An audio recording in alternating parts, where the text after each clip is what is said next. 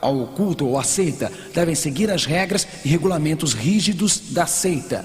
A seita tenta exercer pressão sobre eles por outros membros da seita, e os outros membros da seita exercem uma pressão imensa. A Bíblia diz em Romanos 14, versículo 12: de maneira que cada um de nós, leiam comigo por favor, dará conta de si mesmo a Deus.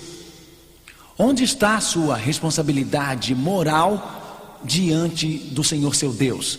Com quem? Com você mesmo. Na verdade, em Josué capítulo 24 e versículo 15, a Bíblia diz: escolhei hoje a quem servais. Estou muito preocupado sobre um processo de condicionamento da mente que está acontecendo atualmente. Há pessoas que aceitam a palavra de Deus e em seus corações sabem que é o certo. Há pessoas que aceitam a palavra de Deus e em seus corações sabem que é certo, mas dizem: não posso tomar nenhuma decisão por causa do meu marido. Há jovens que sabem o que é certo, mas não podem tomar uma decisão até obterem permissão dos seus pais. Há pessoas que vivem em pequenas vilas e todos naquela vila seguem determinada fé, como sendo um católico ortodoxo, ou seja o que for, naquela vila. E as pessoas dizem: eu não posso deixá-los porque seria diferente de todos os outros na minha vila. Algumas pessoas dizem: é minha família, todos têm certa fé na minha família, portanto eu não posso deixá-los. Depois que permite que forças externas, as forças da igreja onde foi criado, as forças da sua família, depois que deixa que outra pessoa molde a sua mente, tomando suas decisões, está se preparando para a pressão do grupo que chegará no fim dos dias para fazê-lo aceitar uma certa forma. Está claro, amigos? Isto faz sentido? Se eu permito que minha família molde no que acredito hoje, apesar de serem maravilhosos, se eu permito que a igreja onde fui criado determine o que acredito hoje, se permito que outra pessoa molde minha crença hoje, isto me prepara para quando o mundo e a sociedade em geral no futuro impuser esta marca. A única segurança está na palavra de Deus. Josué 24, versículo 15: escolhei hoje o que a quem servais. Ó meu irmão, minha irmã, cheguem-se a Jesus. Só o sangue dele pode salvá-los. Aproximem-se de suas palavras e que a Bíblia guie sua vida. Não seja mal encaminhado por qualquer um que o afaste da obediência às leis de Deus, e tenha coragem em seu próprio coração para tomar decisões sobre Cristo hoje sozinhos. Leram aquela história bonitinha? Eu disse: história bonitinha? Não é nada bonitinha. Motoristas de caminhões subindo a estrada na montanha no oeste. O primeiro motorista, numa noite com névoa, um caminhão seguindo as lanternas do outro. O primeiro caminhão não vê a curva e cai do penhasco. O segundo caminhão seguia suas luzes e cai do penhasco. O terceiro caminhão segue as luzes e cai do penhasco. 7 caminhões seguidos caíram do penhasco porque seguiram um ao outro. Ah, ser diferente, ter a coragem de dizer: Deus, eu estou ao teu lado, não vou deixar que outra pessoa molde meu pensamento, vou me justificar apenas a Deus. Estarei ao lado de Deus e viverei para Deus e acharei a verdade de Deus, porque sei que este é o único caminho. Eu não serei enganado por uma seita no futuro, não serei nenhum líder da terra, mas vou seguir Jesus Cristo, vou seguir as pegadas da Bíblia. Não vou deixar que um grupo, família, igreja, vila, cidade, sociedade molde e apare meus valores. A única esperança é seguir a Jesus. A Bíblia diz para que não sejamos mais meninos inconstantes. Por que meninos? Meninos são aqueles que devem ser guiados por outro. Não seremos mais meninos levados em roda por todo o vento de doutrina, pelo engano dos homens que com astúcia enganam fraudulosamente. Amém por essas palavras, irmãos. Efésios 4, versículo 14. Como posso evitar ser enganado? Aqui está em Apocalipse 14, versículo 12. Não ficam felizes porque Deus torna tudo tão simples? Não ficam felizes porque Deus nos mostra a verdade claramente? Não precisamos ficar confusos. O livro do Apocalipse, qual é o livro do Apocalipse na Bíblia? Qual é este livro? É o último. O livro do Apocalipse é o último livro na Bíblia, escrito para a última geração dos homens e mulheres que viverem na terra. Aqui é tão simples. Apocalipse 14, versículo 12. Se souber este texto, pode não ser enganado por alguma seita. Se segui-lo, aqui está a persistência dos santos. Na Bíblia, santos são os que acreditam, como Paulo diz os santos em Efésios. Efésios era uma igreja para os santos Ecolátia, os que acreditam. Aqui está a persistência dos que acreditam no final dos tempos, homens de Deus, os que acreditam no fim dos dias. Aqui estão os que guardam os mandamentos de Deus e a fé de nosso Senhor Jesus. Aqui está. Esta gente amava Jesus. Esta gente havia se aproximado da cruz. Esta gente fora perdoada por Deus, fora limpa pelo sangue de Cristo. Encontrou o perdão, encontrou a piedade, encontrou a graça em Jesus Cristo. Eles têm a fé em Jesus. Sua graça penetrou seus corações. Sua graça mudou suas vidas. Sua graça os elevou novamente. E esta graça os fez guardar os mandamentos de Deus, porque o amavam, o obedeceram.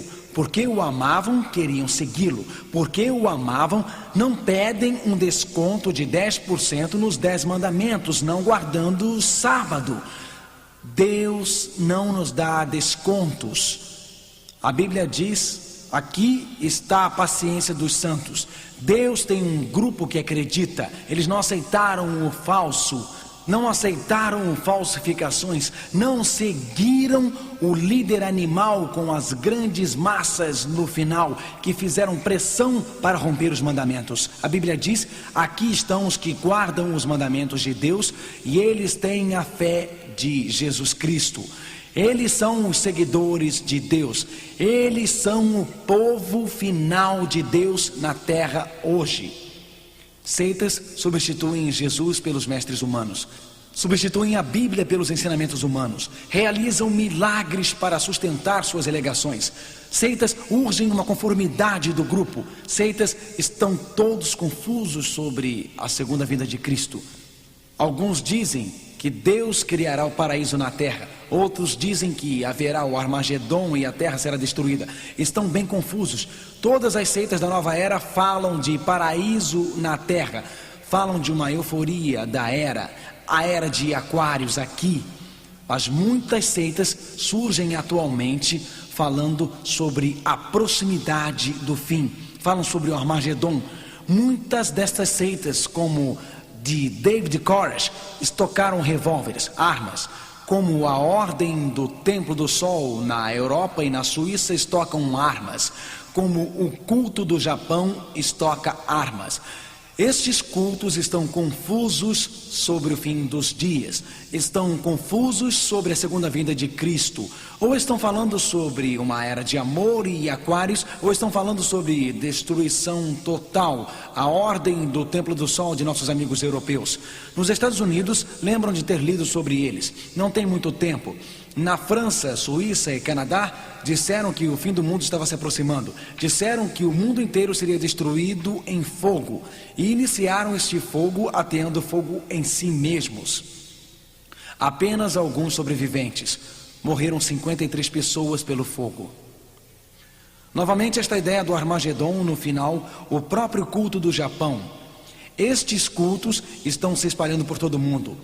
Só existe um motivo: Satanás está condicionando as pessoas a acreditarem no grande culto final, com o grande poder da besta.